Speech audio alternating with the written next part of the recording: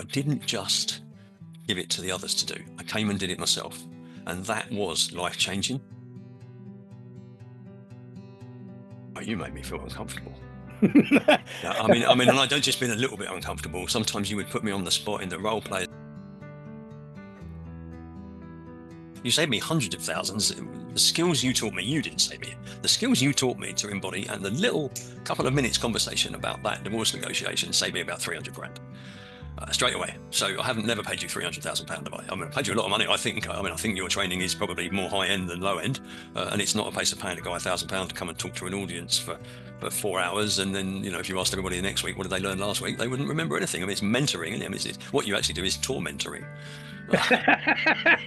I'm proud to say the two other guys on my team that you trained, one of them is running multiple businesses very successfully as an entrepreneur and is extremely happy in his life situation and family, and the other is earning sort of 120 to 150,000 pounds working for one of the UK's leading waste and recycling companies.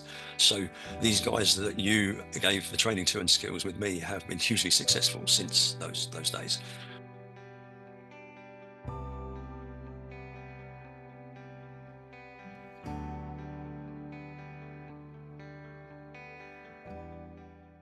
My name's Steve Burnett. I am now the retired ex-founder and owner and vendor of a waste and recycling equipment business, a nationwide operation that I started in the year 2000 and that I sold in the year 2025. So other than that, I'm a father of 4.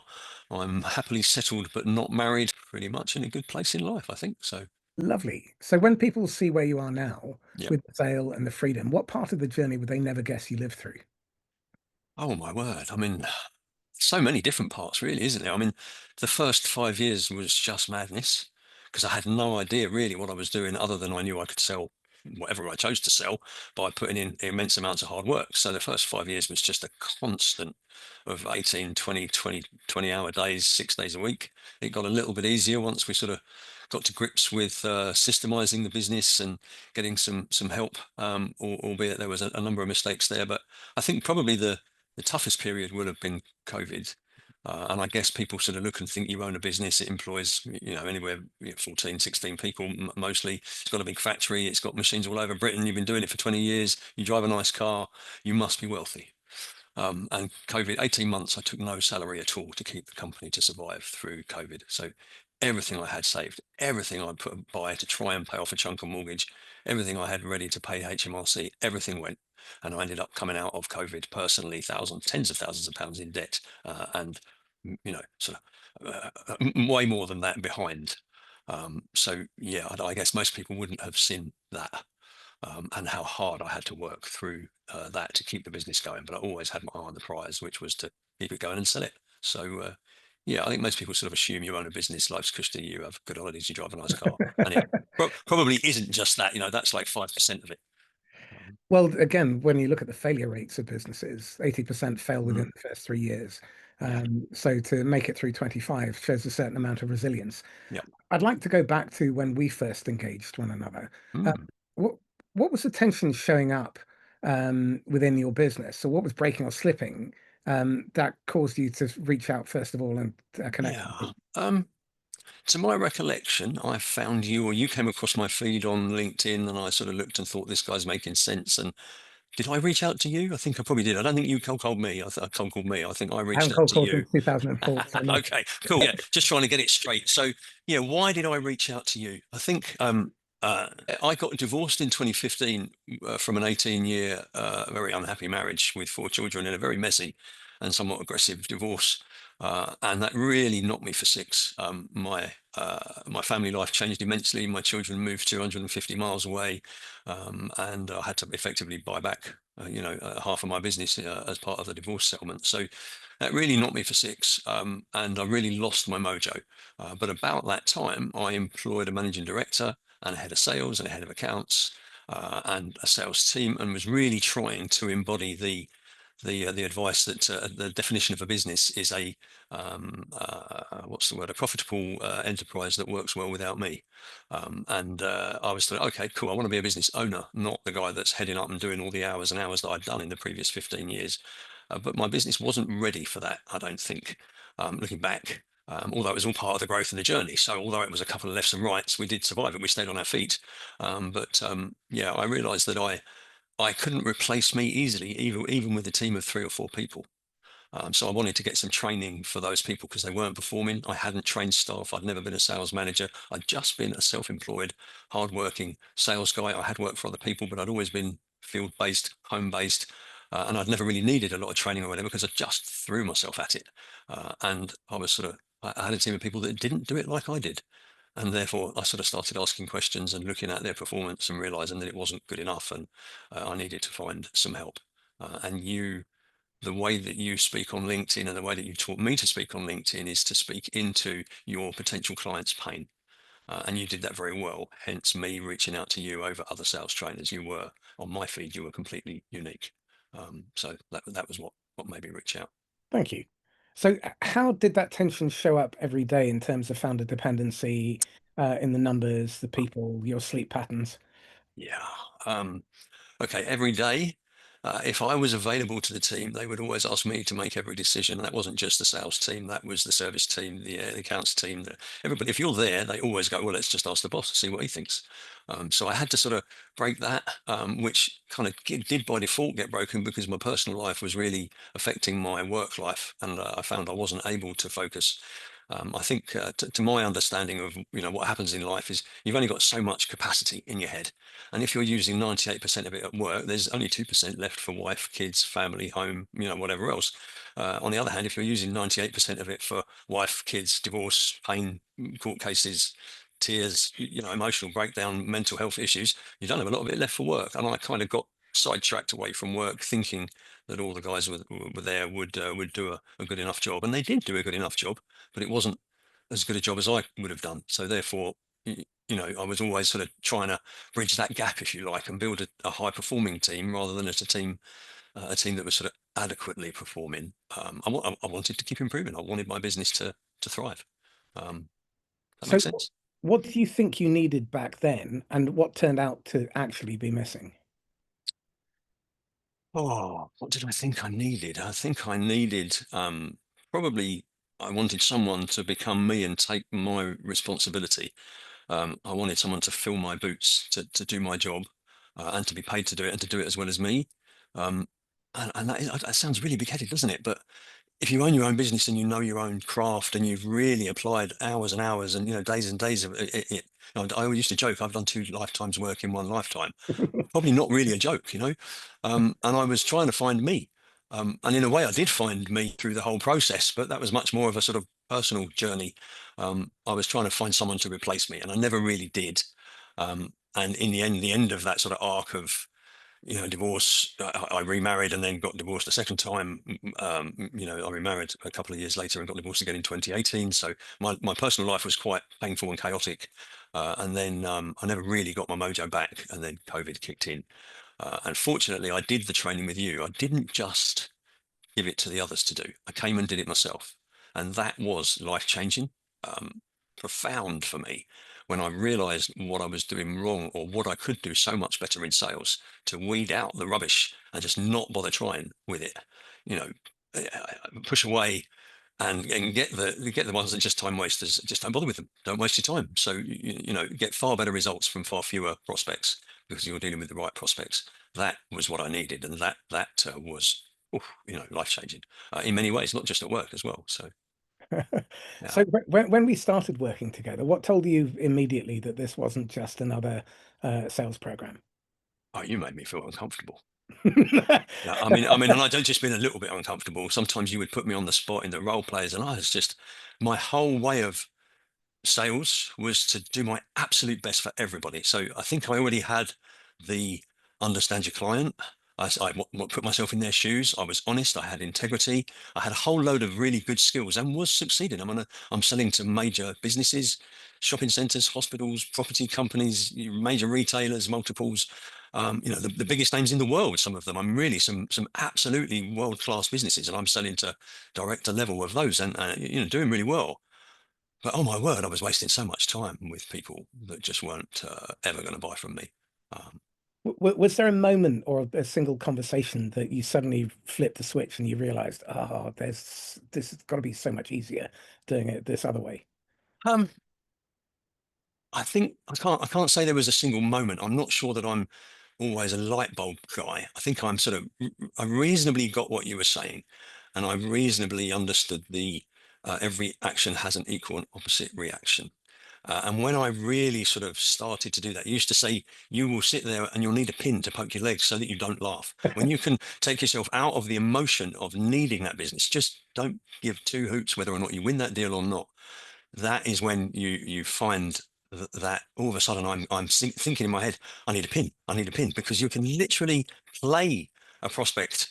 It's sort of a playbook. I don't mean play as in cheat. I mean play as in understand the question. I need you to tell me what's wrong in your voice so that you believe you. Those kind of revelations, those moments when I actually got it and then started to try it. And like you said, to start with, just try it on some whatever prospect comes in. Just try pushing them away. Try pushing back. Try telling them they're not big enough for your business to deal with them. You think they haven't got enough money to deal with you. I mean, to be rude, almost. What I felt was rude. I mean, not to do it in a rude way.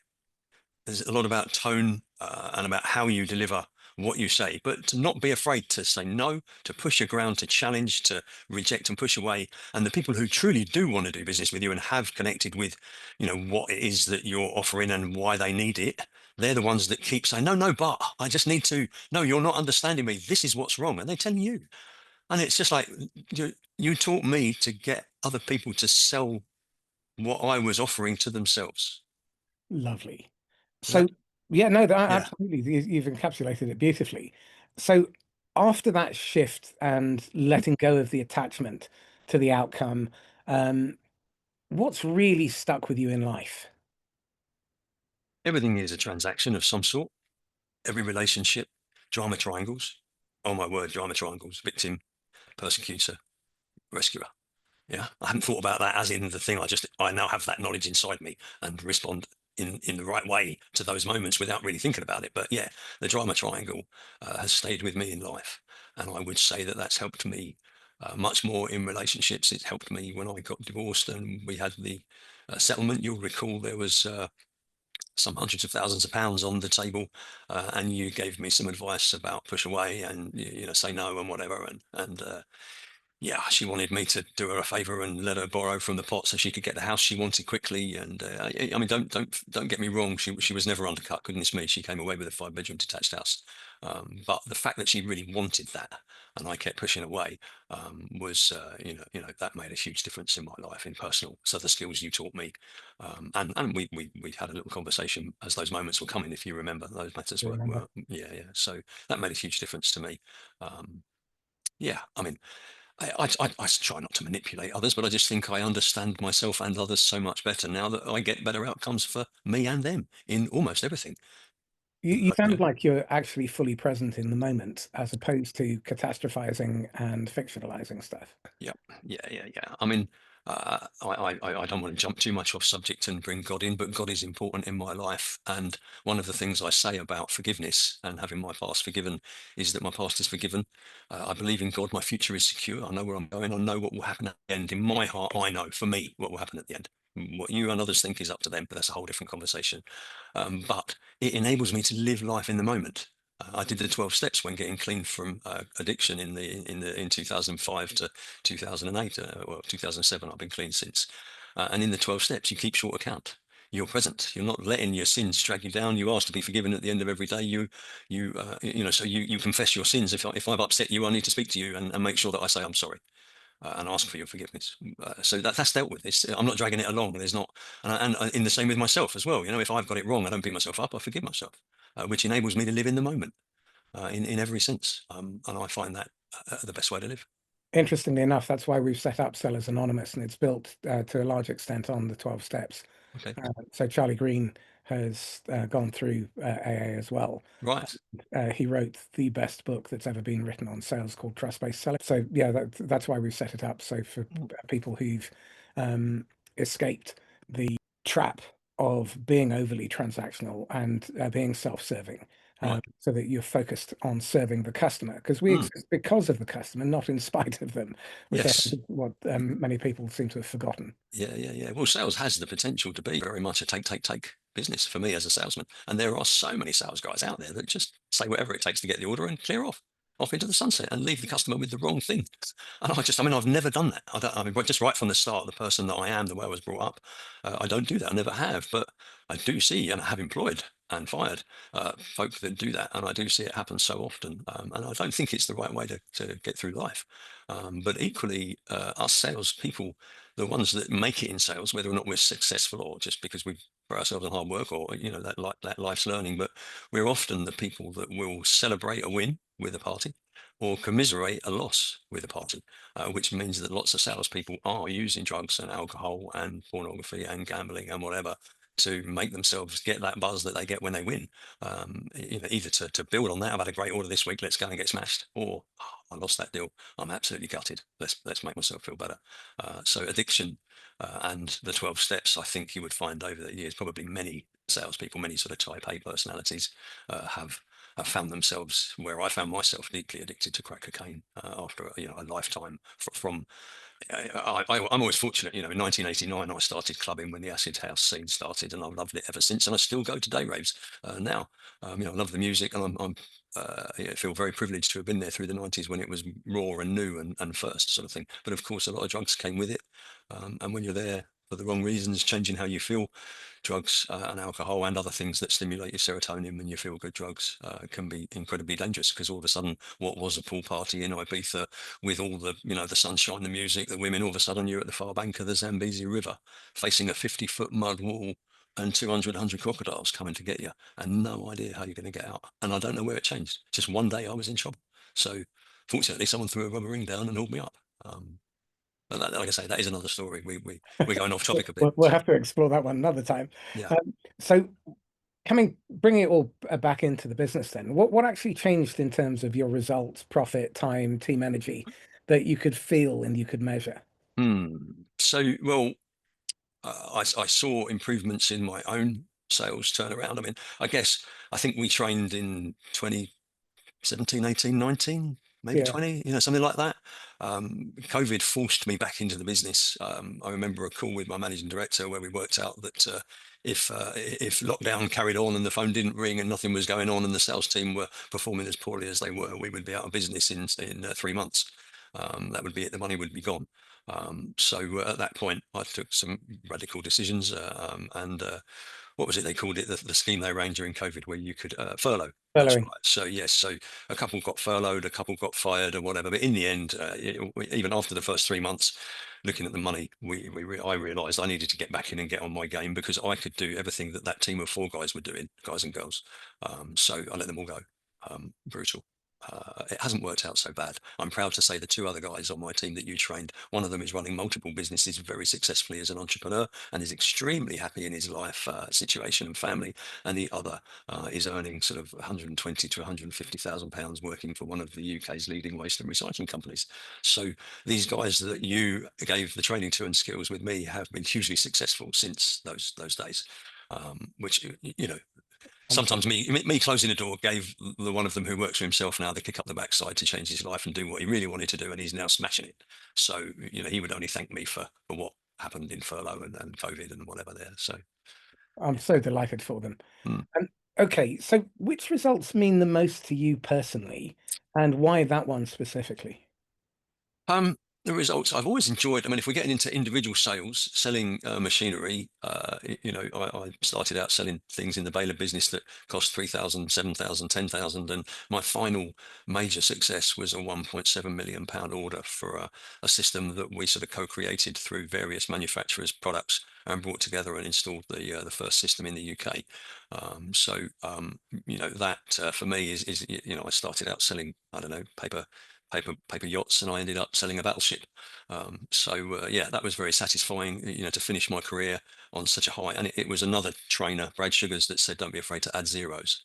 And very early in my sales and work, self-employed work life, I did subscribe to some of his newsletters and read his books, and even went to a conference once And I took on board a number of those sort of nuggets that he repeats. He's got some sort of certain sentences and mantras, a bit like you have. You know, yours is if your foot's hurting, it's probably because you're standing on it. It's yourself, and I use that all the time.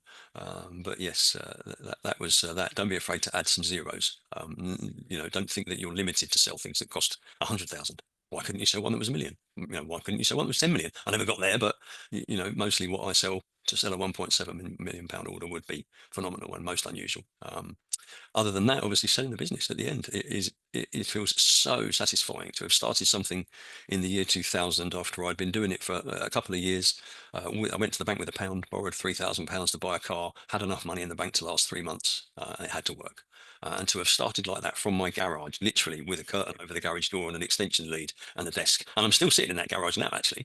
But 25 years later, to have sold that business for some millions of pounds to a, you know, one of the UK's leading companies, I can't tell you that doesn't feel fantastic, because it does. I do feel like I succeeded, uh, largely because of people. I mean, I could never have done it on my own. So I do have to thank so many people along the way: employees, staff, trainers, you know, colleagues, family, all friends, all sorts. But it's never a one-man job. It is definitely a team sport. So, but yeah, we got there. Absolutely.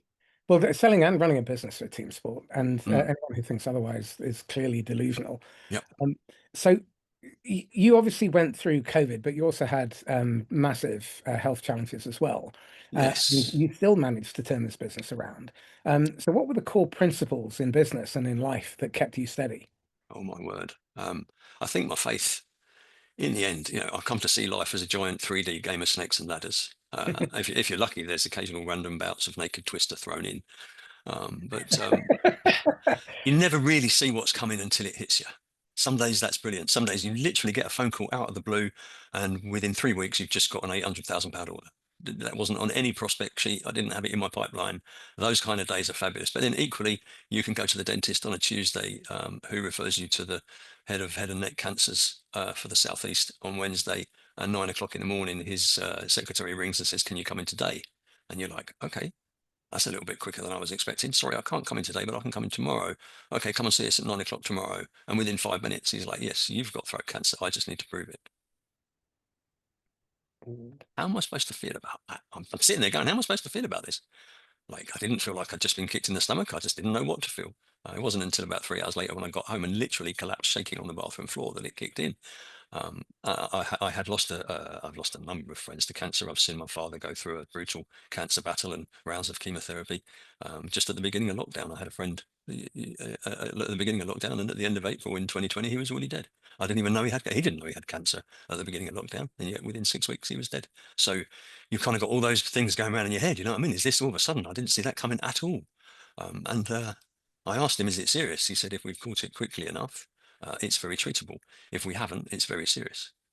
I'm like, "Is that like deadly dying serious?" He said, "Yes." So yeah, those are moments you can't plan for or repeat. Um, but yeah, certainly the faith. Oh my word, yeah, yeah. Going through that faith and trust in the team as well. I always knew I wanted to sell the business. And looking back, actually, cancer was fantastic for me. It's been so good for me. It cured my obstructive sleep apnea, because they cut everything out of my throat that makes me snore and choke and not breathe. So now I sleep better. It cured my dependency on sleeping tablets, because 7 days in hospital, and then I had 33 days of radio therapy and 3 rounds of chemo in the months following that. And there was no room for my little dependence on sleeping tablets. I got off that. I was on a lot of painkillers and morphine and all sorts of other stuff, but so that got me away from what I was using to sleep. Sleep was such a battle for me personally with the apnea, and quite possibly would have killed me. I don't know. Yeah, cancer solved that. It's improved me as a person. No doubt, I now so much value my friends, my family, my partner, all those that love me and that I love. It's definitely changed my priorities from, you know, I always put work first, and I didn't from then on. And I just switched off for a year. I needed the time to go through. I didn't even know if I was going to be alive by Christmas. Do you know what I mean? I found out in October. I didn't know if I was going to be dead by Christmas. So I literally just told everyone, I've got to go. I'm sorry, I've got to go. So you lot can prepare for life after Steve. So crack on. You know, you've got to leave me alone. I can't even think about work. You cannot even give me any stress at all. Nothing. So sort it out yourselves. And they did. We survived. They made profit. We never didn't make a profit in all of the 25 years in the business. So, you know, much as they all thought they needed me, they didn't need me as much as they thought. And if I look at our business, we went from a £750,000 net worth and maybe £150,000 pre-tax profit in 2020 to a 2.5 million net worth and just short of 500,000 pre-tax profit in 2024. And we concluded the sale in February 25 on those figures. So the everything just went up. Everything got better, despite me not being there. and Well, we and that proved that the business didn't need me. So it was now a business. It was a saleable commodity, well, and we again, sold it. that Yeah, disease of founder dependency is holding so many founders and their businesses back. yeah, And one of the things I definitely may have mentioned to you is that small businesses stay small because the founder keeps it that way. yeah, So I think you embodied that there rather well in that story. yeah, yeah. I mean, I didn't sort of deliberately do it on purpose. I always wanted to sell the business, but I guess I mean, I'm 57 now, so in 2023, what are we, 2 years ago, I was 55. And I wasn't expecting to get diagnosed with cancer and really fight for my life because I did fight for my life. It was a stage 3 diagnosis, and I've come through it very, very well. They reduced it to stage 2 when they found I didn't have any in my lymph nodes. So I have a 75% chance of 5-year survival. I've lost weight since then. When you knew me in 2020, I was a 16.5 stone, muscly guy. I'm now running, 2.5 stone lighter, which is good for me, for my cardio, for my knees, for my hips, for how I move, for my energy levels. My sleep is better. I choose to eat better. I lead a healthier life. All in all, I think, it has stopped me just thinking of work. You get really hooked up in your groove. You get stuck in your blinkers are on. You're so focused because that's what it takes to do it that you miss life. And getting cancer made me smash those blinkers off, drag them, just drag me off somewhere else entirely. And as I look back on it, I'm absolutely cool with cancer. Only because it didn't kill me. I'd be pretty peeved with it if it had. But I guess the best bit of advice anybody gave me, and if anyone's watching this, 1 in 2 of us will face cancer. So try and remember this. The best bit of advice is it's not a cancer battle, because a battle takes cortisol, stress, adrenaline. None of those things are good for you in here emotionally, your peace, your spirit, your heart. And cancer does tend to focus your attention. If you didn't believe in God before, you may well find yourself praying. I always believed in him anyway. But I was advised to reach an accommodation with cancer, to consider that I would be traveling with cancer for a period of time, but the day would come when I would look over my shoulder and go, bye, see you, cancer, thanks. And that is exactly what happened. Yeah, I'm the lucky one, of course, because I met so many people that will be dead by now going through my treatment, but I can only live in my life and deal with what I've got and be grateful. I am incredibly grateful for cancer, for surviving it. I'd be incredibly paid off if I hadn't. Uh, Well, you described what you stripped away that you don't intend to bring back. mm, I'm curious, when you made the sale of the business and you finally stopped, yeah. I'm curious, what did that freedom feel like? Oh, the stress of concluding a sale, which was a pretty quick sale as well. I mean, we almost got it by the end of October, but then the chancellor threw in a rather unhelpful budget with lots of increases and stuff. So they put it on ice, and we picked up again in December, and we sold in the middle of February. So I think as transactions go, it was a very fast sale, but it was incredibly intense through December. Well, all through it really. I mean, September, October, then it fell over. No one talked to us in November. The conversation started again in December, and we concluded the sale with all the lawyers and a 156 page document. I forget what you call it now. I didn't know. Sale of terms, or I can't remember. But anyway, it was all done. I mean, just hugely, hugely stressful. Really, really unsure whether it would happen. They really played hardball. It's down to the wire kind of thing. There's nothing nice about someone buying your business. They're not doing it because you've done a great job and they're pleased to pay you. They want every single penny off, every single way not to pay you. So very, very stressful. And then suddenly in the middle of February, Valentine's Day, I woke up and it was done. It was sold. A load of money had been transferred into my account. More was coming in 6 weeks and a little bit more 3 or 4 weeks after that. Done. Oh, just floating, literally floating, absolutely floating. And although they contracted me to stay on for 6 months, they really didn't want me. They did nothing with me. And eventually, after 3 months, they gave me 30 days notice. So I stayed on for 4 months. I did everything I could to help. It took me about a week to type up and pack up everything and hand it over, which I did. And I, sent all the right stuff to the right people and explained everything and, lots of notes and everything. But that was a week's work. It was done. And then I was free. So, personal trainer, strength and conditioning coach twice a week, lunch with family and the missus and friends and long walks and just, the freedom, the the knowing that I'd succeeded and the knowing that I didn't have to be ready to dive back in when it all went wrong, when my star performer left, or when COVID kicked in, or when a budget smashes something, or when a major account's been, it's just not my responsibility anymore. And I absolutely love that. After 25 years of having to say to my various, to the three wives, if you like, the third is the wife of my heart, I've said to them all, hold on, I've just got on holiday, round the pot, I've just got and I'll disappear for 2 hours and do a quote. Now I don't have to say that. Now I don't have to say that to her at all. I never say I've just got to, and it's wonderful. I have to say it's wonderful. So So, if a founder sitting where you were in 2020 asked you for one piece of advice, what would you tell him or her to do or stop doing first? if that founder is looking to get out in the next 5 years, I would say start now. Um, put things right, make sure that your house is in order, and get some professional advice, probably. I did have various levels of professional advice from others, although we didn't end up using anyone to sell the business as such. But my brother-in-law, who has been very successful in his own life, he's done a 5 million build and sell, an 11 million one, a 23 million one, and then a 75 million one the year before I sold mine. So, and he has also bought and sold numerous companies for other people whilst working for them. So he was very, very comfortable in the situation, and I could never have done it without him, and I couldn't have done it without one of my other directors who was on the numbers, an accountant who was a 10% shareholder in the company as well. So, as was my brother-in-law. So having those two guys invested in the business was hugely helpful for me. We would never have done what we did without those two guys. So yeah, if you're thinking, oh, you'll get to 60 and sell, or maybe sell, but when you want to retire when you're 65 or something, I would say don't be afraid to start now. Put things in order, because it's a long process and it's a difficult process, and make sure you've got the right team around you. And I truly do believe that the experience. I'd never sold a business before, and the people that bought me bought 18 transactions last year, so they have a professional business buying team, and and get a good lawyer. I can recommend you one, definitely. We had a great lawyer. My brother-in-law said he wished that the lawyer we had been with him on his journey and had been his lawyer. So yeah, I can recommend you a great lawyer, and get that team around you to start with. Don't be afraid to spend a bit of money, because you'll need it. Can I just go back to the beginning a little bit for Mm. a moment? I'm curious, before we started working together, what did a normal week look like before things started breaking? Okay, so yeah, when I was flying, and we did have some very good years in the sort of, say, 2010 to 2015. We had got the business systemized. We had a managing director in place, not the one that joined in 2015, but I had a great sales guy. Yes, a normal week. I've always been a night owl, not an early bird.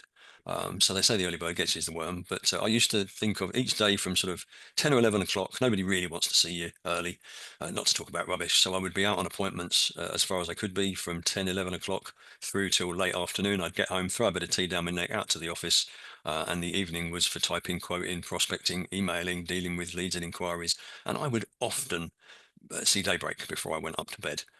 My missus would be coming downstairs as I was going upstairs, and I would exist on 3, 4, 5 hours sleep, 5 nights a week.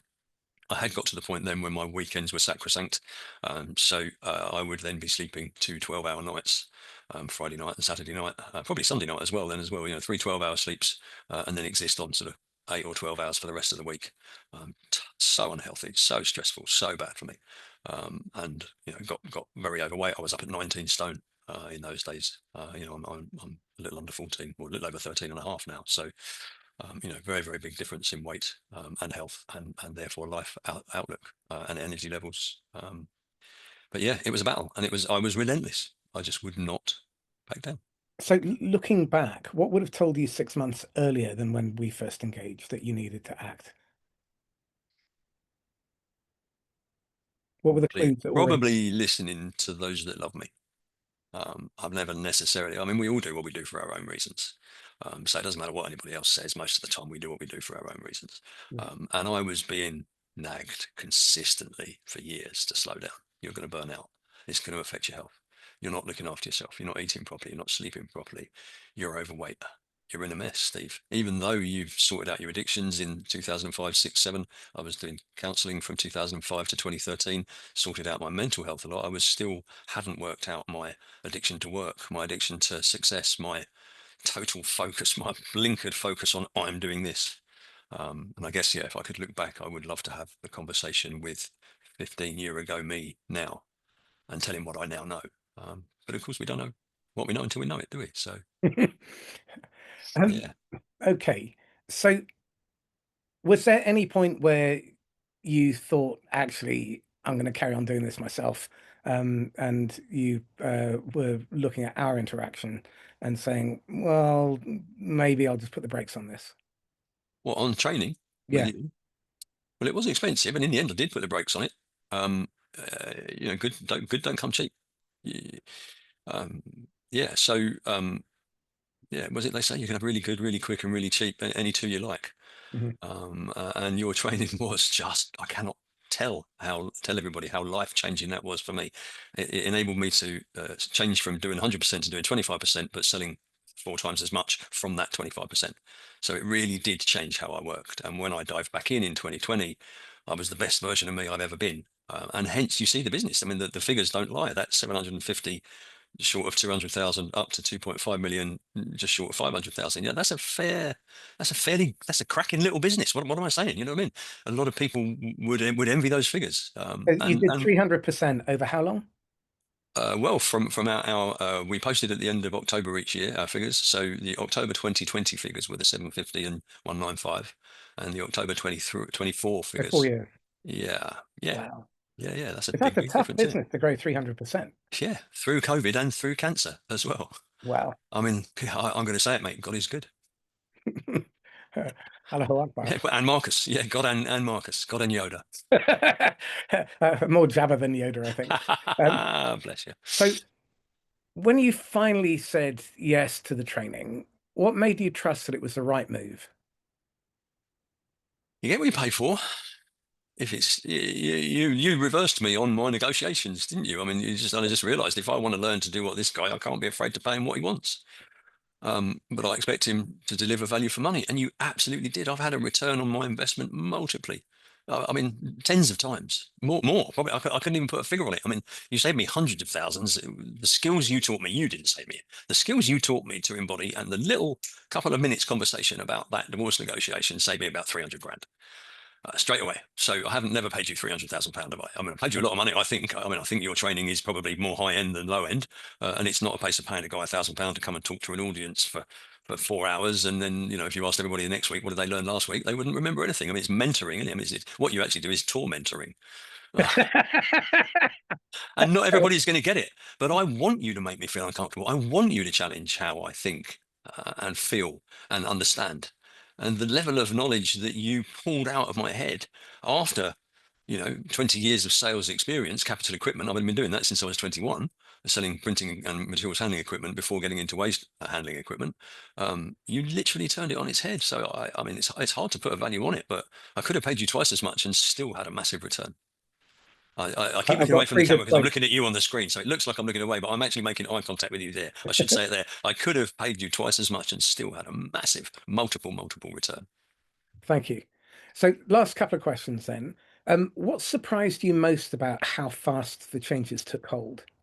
In my skills and those of my colleagues who were working for me then, so in that sort of when we started training to whatever, I would say it probably took about 6 months for me to start to see in myself to be confident enough in going through the ways in which you were pulling out of me and teaching me in role play to separate myself from the outcome and almost to exist as a third party in the moment, and to look at things with the psychology of the reversing of the pushing away. That is the most important thing I think in sales, because the ones that want to be pushed away and are never serious will push away. Then you don't waste your time with them and you focus on the ones that argue with you, and you're almost rude but not in a rude way. You're rejecting but politely and lovingly. It's a strange win, but when you feel comfortable with that, that's when the magic starts to happen. So about 6 months in, and then it started getting better and better. And then I was super ready for what life threw at me in 2020 and again in 2023. So COVID in 2020, cancer in 2023. The sales guy that I'd taken on 3 weeks earlier, I had literally given him a 3 week crash course in Marcus Calki 101, and he got it as well. And he's having huge success in his own right now as well, still working for the company. But he got it very quickly and he held the fort. I mean, I literally employed him. He had 3 weeks of me, then he didn't. I mean, maybe he spoke to me twice in a year after that. A young guy, so he did really, really well. So yeah. Wonderful. Steve, thank you so much. This has been very inspirational for me, Thank and you. it reminded me of why I do what I do, Yep. among Keep other on doing things. it as well, please. Don't stop. Well, I've got quite good since then. But, Oh, how much should I be paying you now? No, stop, stop. but yeah, this has been brilliant. Thank you so much. I No, it's a can't, pleasure. It's been a yeah. pleasure, Marcus. I mean, I'm all in Marcus Kalki fan. So I don't know what else to tell you. You know, I mean, we've always connected and liked each other. You just make me feel so bloody uncomfortable. I like you. You're like counselling for sales. When I went to counselling, that made me feel uncomfortable. You make me feel uncomfortable the same way. So it's self growth isn't going to be comfortable, is it? If it's stroking me and my ego, it's doing nothing. Sorry, I'm looking at you again. But No, yeah, no, so no one comes to me to be their friend. They come to no, me if they want an outcome. yeah, And if we let our need to be liked get in the way of the result that the client is paying you for, you do them nothing but a disservice. yeah, yeah. But you, as a trainer, must recognise as well that it is better when we all get along, and there is Mm, like respect. I mean, you and me could go out to dinner. You and me could go to an exhibition for 2 days. You and me could never speak again. All three of those outcomes will be absolutely fine with both of us. yeah. Yeah, I mean, if you moved around the corner, you and me could go for a pint once a week for the next 10 years. You know what I mean? It could be any of those things. The chances are we'll talk occasionally over the years. And I'll always be happy to help in any way I can. And if I ever need that help, who knows what I might decide to do in the future? I may decide to start another business or something like crazy like that. Who knows? Did I just say that? I don't know. I'm going to write a book first. That's my first challenge is for next year is to write my life story because I know you know some of it, but there's loads we didn't talk about. So yeah, yeah. Excellent. All right, mate. Steve I'll come Burnett, to get you to help me sell it when I've written it. How about that? thank you. You might be able to do the foreword in the sales section, something like that. Anyway. I'd All love right, to. mate. Yeah, Thank you. cool. Right, mate. Steve, thank you Pleasure. so Right. much. Take care. Cheers now. Bye. Bye.